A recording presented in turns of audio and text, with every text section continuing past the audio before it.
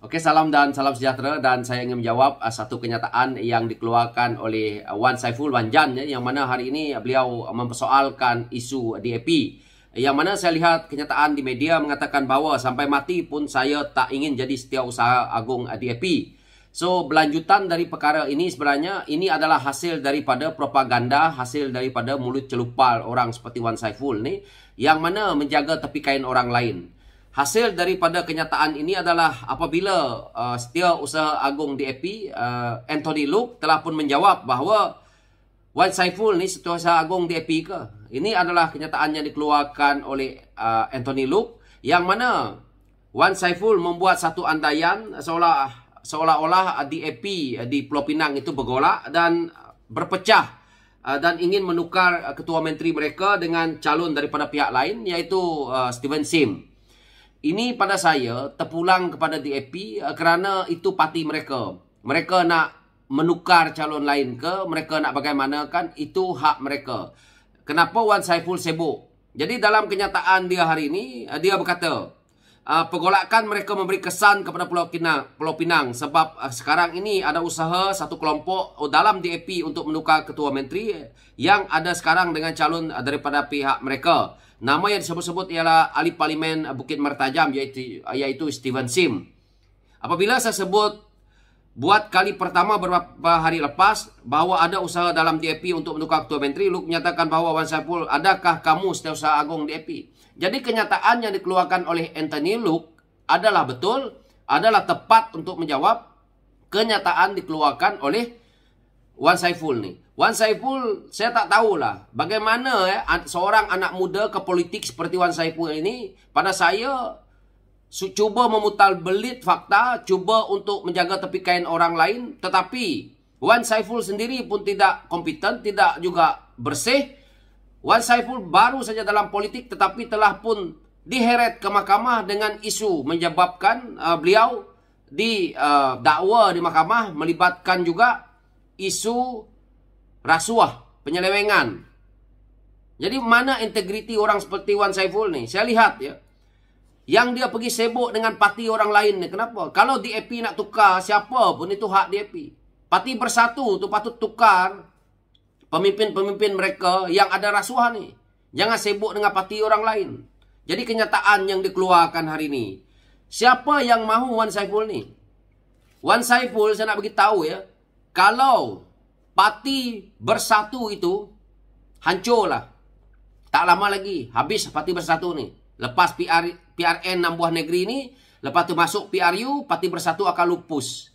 Dia akan luput di dalam politik negara ini. Maka orang seperti Wan Saiful ni akan mencari tapak baru. Tapak baru dia mungkin yang akan mengambil dia PAS. Parti-parti lain saya tak tahu. Tapi kalau parti yang ada dalam Pakatan Harapan, Wan Saiful ni Pakatan Harapan tak pakai. Apalagi parti saya iaitu PKR tidak menggunakan manusia yang bernama Wan Saiful ni kerana tak ada value-nya. Ramai lagi pemimpin lain. Otak dia kerja dia nak menipu, putar belit fakta. Dia yang buat masalah, dia yang mengkritik parti orang lain, seolah-olah dia ni tahu dalaman parti DAP. Saya yang duduk dalam Pakatan Harapan pun, membantu calon DAP pun, kenal rapat dengan beberapa pemimpin DAP pun, tidak tahu apa dalaman parti orang lain. Apa agenda dia dalam parti mereka, kita tak tahu. Jadi kita duduk dalam komponen, tidak sibuk untuk mengambil tahu pun komponen parti-parti yang tergabung dalam Pakatan Harapan ini. Tetapi orang seperti Wan Saiful ni terlebih kuah, seolah-olah beliau berada dalam barisan kepimpinan DAP, seolah-olah beliau ini pernah duduk dalam DAP sebelum ini. Dan akhirnya dia membuat andaian sendiri. Inilah sikap pembohongan yang saya tidak suka dengan pemimpin-pemimpin yang ada dalam Parti Bersatu ni. Mereka membuat satu analisa sendiri.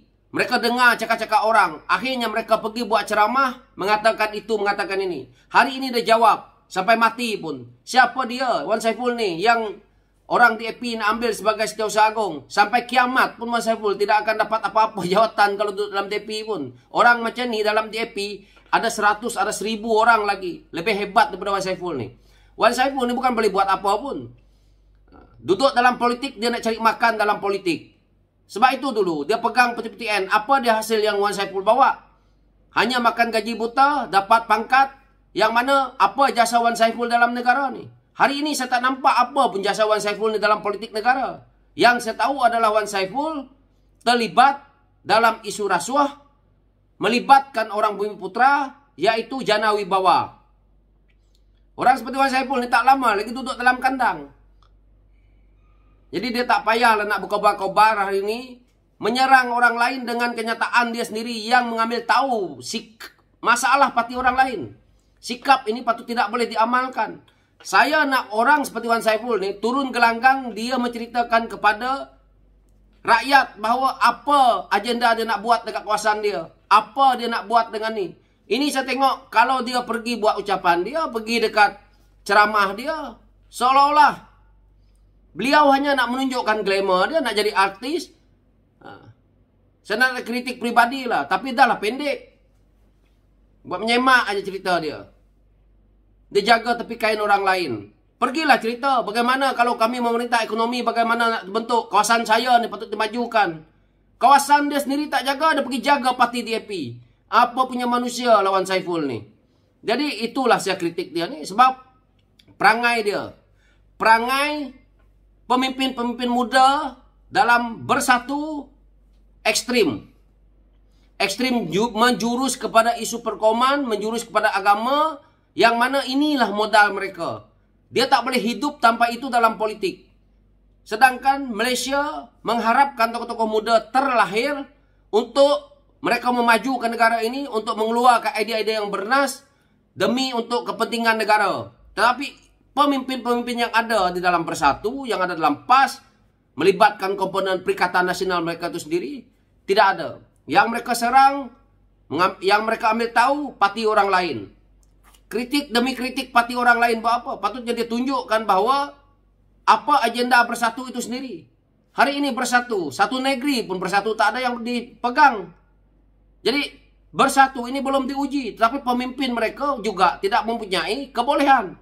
Calon-calon mereka ini kalau ada ni nanti dalam pilihan raya 6 buah negeri ini, mereka juga tidak mempunyai pengalaman dan mereka juga kita tak nampak. Dia seperti cendawan tumbuh. Tiba-tiba terlahir nama calon dan akhirnya tak pernah kita nampak buat kerja dekat bawah.